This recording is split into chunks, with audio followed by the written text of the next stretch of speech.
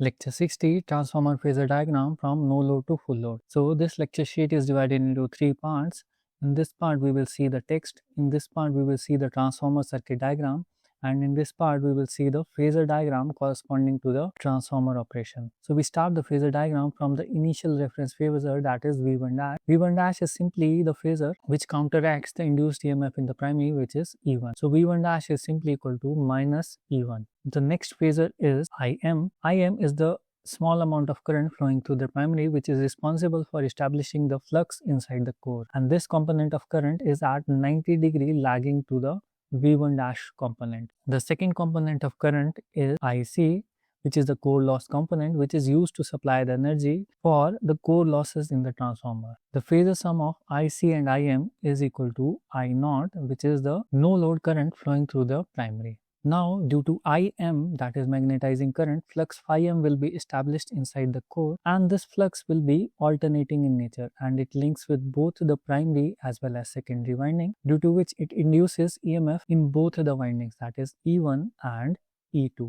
The E1 and E2 are represented in the phasor diagram like this, which are lagging the flux phi m by 90 degrees. This is the complete no load phasor diagram. Now, in the next step, we will connect load to the secondary, and due to this load connection, a secondary current, that is I2, will start flowing through the secondary. So I2 is represented like this, and due to current I2, an MMF will be established, which is equal to N2 I2. And this MMF will produce a flux which opposes its cause as per Lenz's law. And the cause of this flux is simply the initial flux which was set up in the core. And since the input voltage magnitude remains constant, therefore the maximum flux also remains constant, and to keep it constant, an extra amount of current will be drawn from the primary to counteract the secondary MMF. And this current is known as I2 dash. The I2 dash is simply represented in the phasor 180 degree opposite to the secondary current I2. Therefore, I2 dash is represented like this phasor, which is 180 degree. Now there are two total currents in primary, that is I0 and I2 dash. Therefore, the net current is the phasor sum of these two components, which is represented by this phasor, which is simply written as I1. So this is the net primary current flowing through the primary. Now the primary voltage has to supply induced EMF E1. Along with that, it also has to supply the voltage drop due to the resistance of the winding. And this voltage drop component is represented by a line parallel to the I1,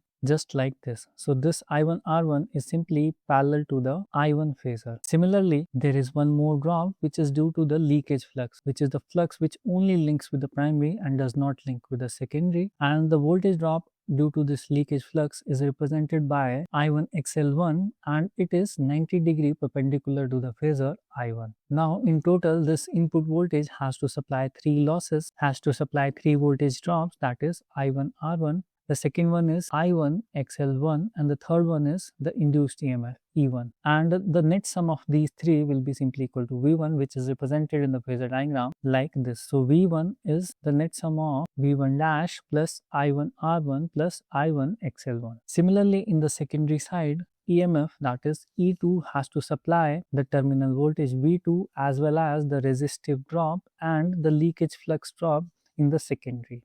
V2 phasor lies somewhere between E2 and I2, and current I2 is lagging the V2 voltage by some angle. E2 has to supply V2, along with that it has to supply the voltage drop I2 R2, which is in parallel to the I2, and J2 XL2, which is perpendicular to I2. Therefore, the net voltage, that is E2, is simply equal to V2 plus I2 R2 plus JXL2. Now a quick recap. So the phasor starts with V1 dash, the next phasor is IM, the next is the second component of the current, that is IC. Now we add IM and IC to get the phasor sum I0, which is the primary current. Phi flux flows due to the magnetizing component of current IM, due to which induced EMF E1 and E2 are obtained, which are lagging the phi m by 90 degree. Now when we apply load to the secondary, I2 current will flow, which creates an MMF which opposes the flux in the core. To make it constant, an extra amount of current, that is I2 dash, will be drawn by the primary, and